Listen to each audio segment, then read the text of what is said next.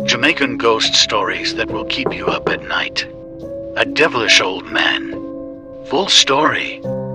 There was an old man that went to church who lived alone and was single. He usually acted like he is the boss for everything. When he passed away, people could smell his odor in the church. People went to his funeral service and laid him to rest in the cemetery.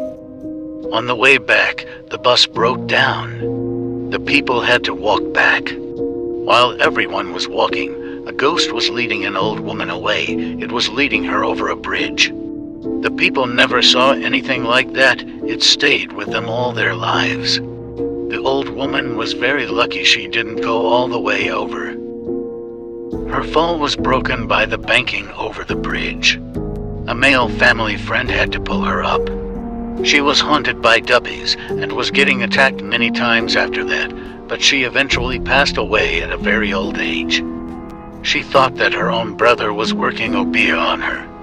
Before she died, she eventually became mentally overwhelmed. She had another older sister. They teamed up seeing her brother working obeah on them. They were satanic old women possessed by the devil. God rest their souls. Like and follow for more, and don't forget to follow Jamaican True Stories on YouTube. Link in bio.